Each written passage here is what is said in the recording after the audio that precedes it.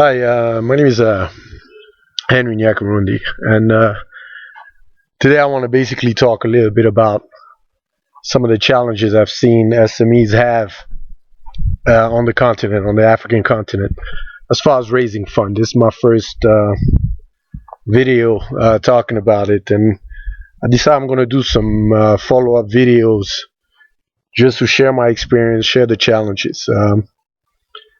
I spend about 2 to 3 hours every day watching content in my space, which is SME space, especially innovation.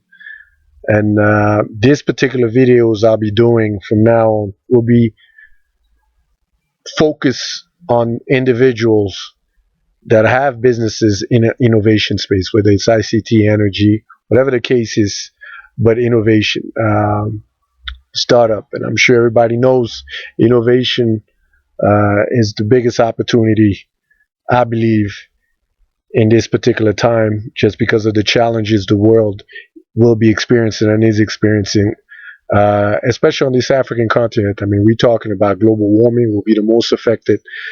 Population increase will be double by 2050. Pollution is going to be a huge problem, disease, etc., etc. But every challenges are opportunities to solve the problem and monetize it and turn it into a business.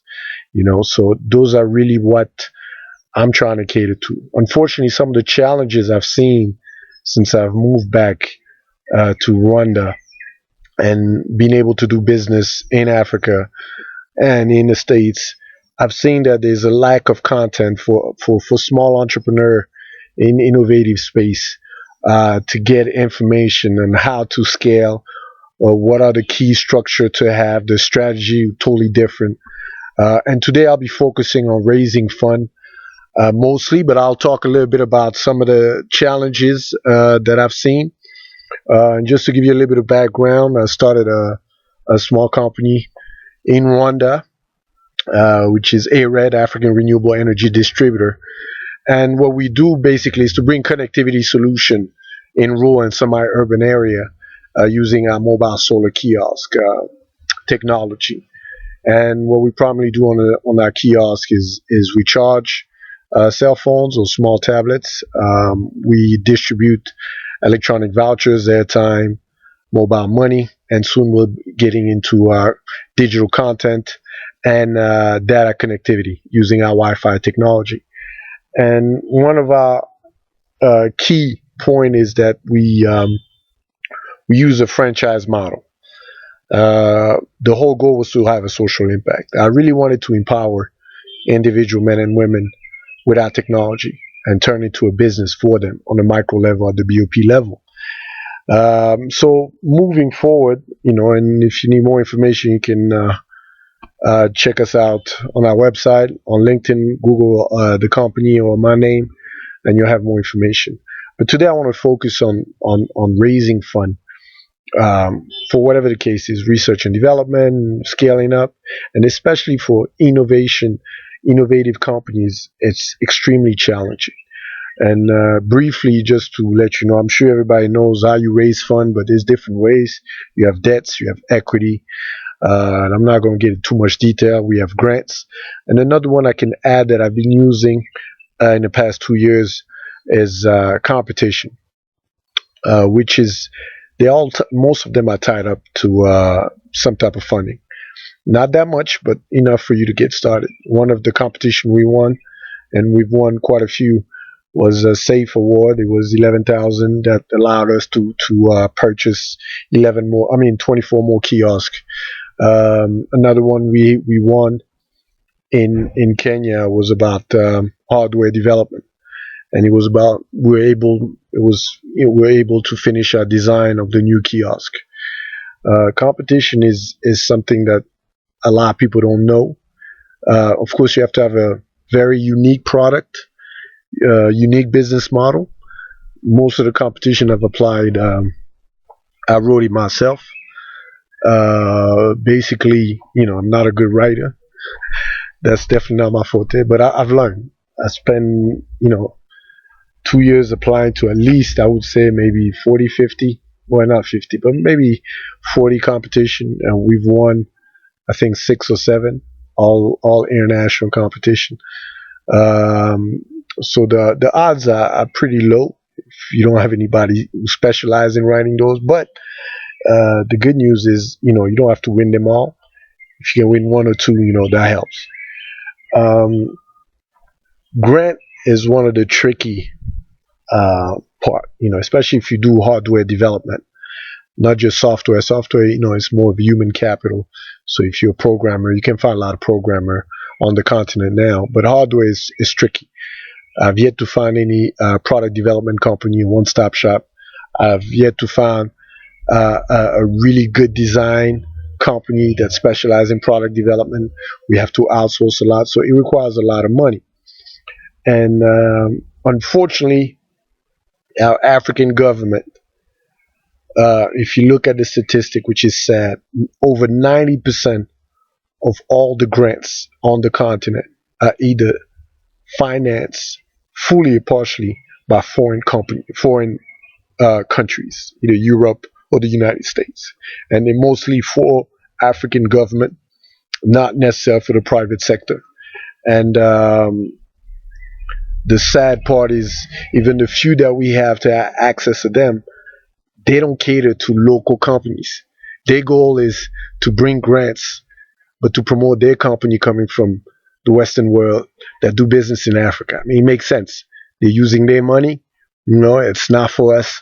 It's for their local company. For their company to create their own jobs, to expand in a new market. Our governments need to do a better job to really create grants. So the way we did is a lot of grants that you can apply, especially at the EU, the European Union. You can get those grants if you partner with a European company, and that's what we've done. And the trick is, how you structure it's up to you. I mean, you can offer equity, which is most of the time what people do, or you can pay a fee. There's a lot of what they call grant writers in Europe or in the States that you can pay. I don't like that model because it's not necessarily a win-win model. They ask for upfront fee, but they don't guarantee. Very few do. And I'm not going to get into detail. You guys have to spend time researching on Google. That's what I do. I research a lot of information on Google, but you can partner, offer equity, then you can have access to those grants, and that will help you in whatever project or company you have. The other things you can also do, unfortunately, again, another challenge that you will see is there is a lack of VCs, equity investment for SMEs that are in the innovation space. We have to understand that innovation is very new in Africa. Innovative companies are misunderstood. Government trying to push for innovation, but unfortunately, in this global market, we competing with international company. Some of our competitors get millions and millions of dollars from their government on grants, through grants that they can apply for. Come here on the continent, flood the market. They get already a step forward compared to us. And unfortunately, I feel as of right now, we're about to miss the boat. Meaning, we're about to find ourselves, yes, using innovative product, but not developed by African, and not developed by us. So really, the whole chain of the business, for example, manufacturing, development, and all, will be lost. Imagine a company like us. We're developing our own technology. Imagine the impact we have, not just on the design side. We can have an impact on the manufacturing if we manufacture here on the continent, on the assembly line. There's a whole trickle down effect that has a huge impact. But a company that comes from overseas does not manufacture those products here. They already come with a finishing product. I know this young guy in Kenya. He makes his own solar lights. Very interesting. But the solar lights are dominated by foreign companies that get millions and millions of access to funding, whether it's equity or grants. How can you compete with that? You know, but VC, going back to the VC, and I don't want to get out of the subject. Going back to the VC and equity, the ecosystem unfortunately is not there yet. We have a lack of VC in our space of innovation, equity funding, and I'm talking again about SMEs. There's some equity funds, but they're looking for big projects. Most of them that we talk to are looking for big projects. So what you have to do is, if you're in innovation, social impact space, always look outside the country. There's quite a few funds. Beyond Capital is one of them. There's some funds in Kenya. Unfortunately, again, the challenge is that most of those funds focus on companies that come from their countries that invest here, because funding is about trust more than anything.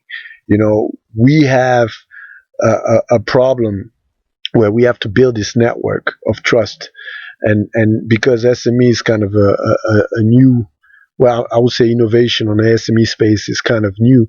We have this problem where a lot of companies that get investment, and if you look at VC for Africa, that has a lot of data on it, they're foreign companies coming here and they get funding from the country. So funding is about trust. So my next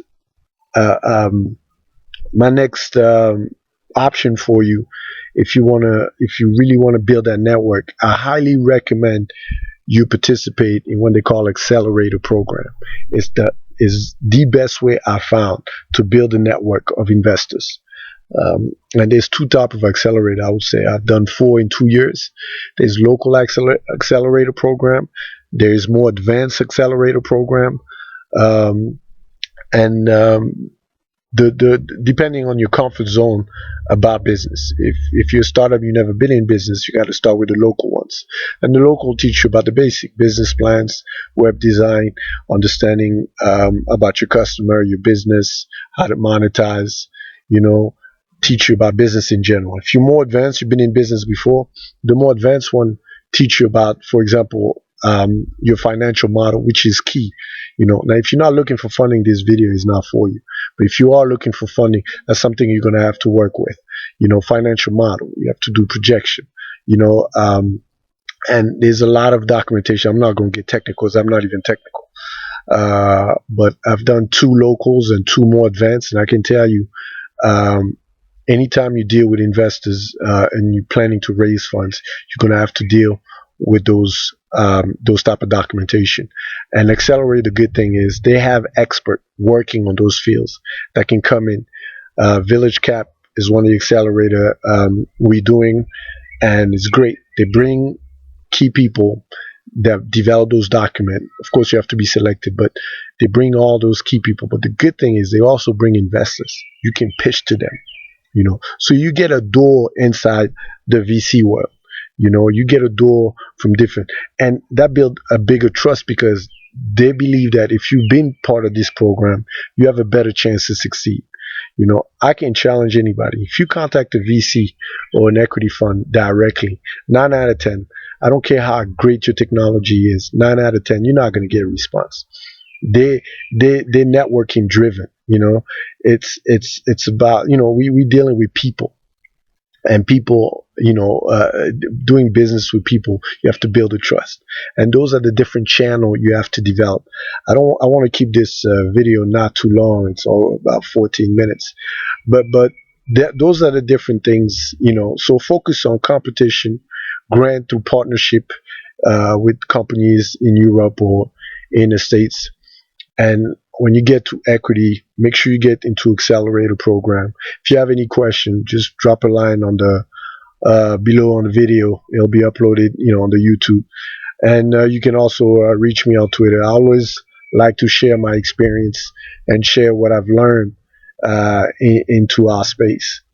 And probably the next video will be more about product development and also the different stages you need to really master to maximize your success in business. Thank you.